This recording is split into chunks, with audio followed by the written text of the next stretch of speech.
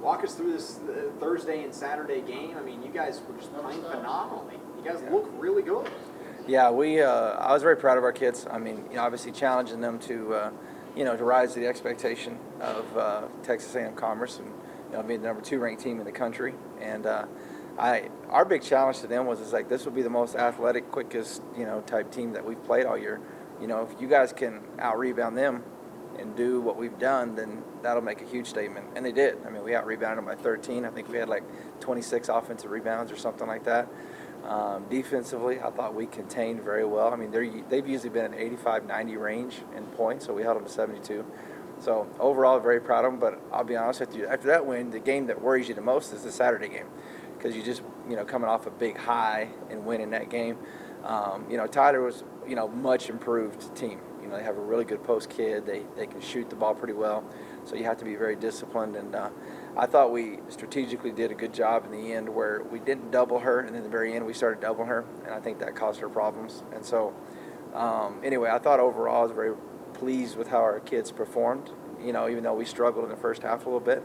But overall, it was a great weekend, and it's great to be 4-0. Hey, kind of touching on that, I mean, you guys, couldn't get inside, but fire from outside. I mean, did that surprise you a little bit to see just it seemed like every shot they put up from outside the arc just fell for you guys? Yeah, I mean, I especially in the second half where we really got started going. I mean, that's what I just challenged our kids, and that you guys are taking great shots in the first half. There's not a bad shot that we're taking.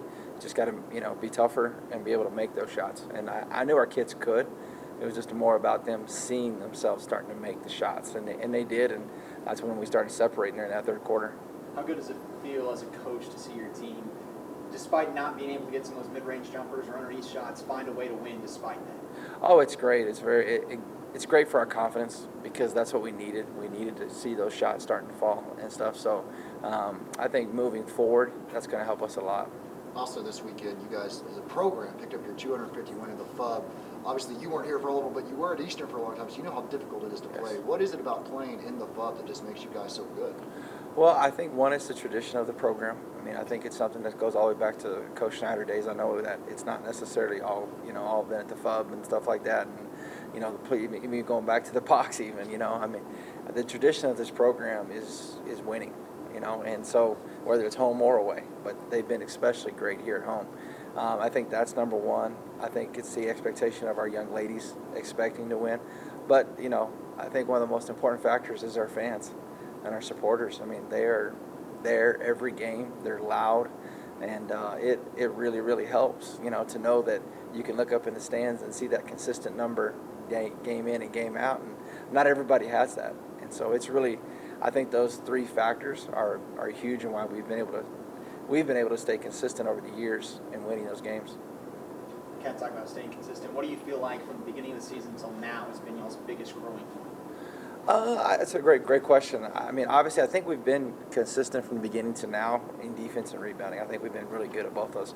I think our offensive execution has grown a lot. I know there's a lot of shots that we haven't hit, but we're getting open shots.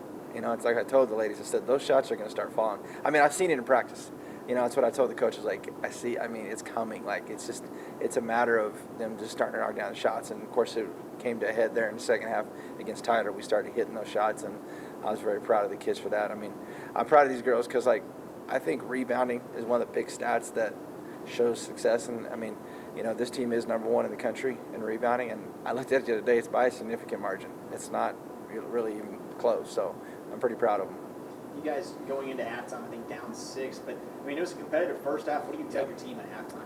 I mean, just have more confidence in your shot. Get a little tougher. Know that those shots are going to start falling. I mean, because defensively, we had them 28 points. I mean, I would take that any game. I mean, so I think just to know that the shots are coming, shoot with more confidence, and it did for sure. Long road trip coming up this week. Just what do you see challenging you wise with St. Ed's and St. Mary's? I mean, every week you go on the road, especially in this conference, you go on the road, it's going to be tough games. I mean, both teams came off some tough games. I think they played Midwestern and TWU, who are both good teams. So, having to turn around and go back down to Austin and San Antonio. I mean, it's great, fun areas to be in for sure.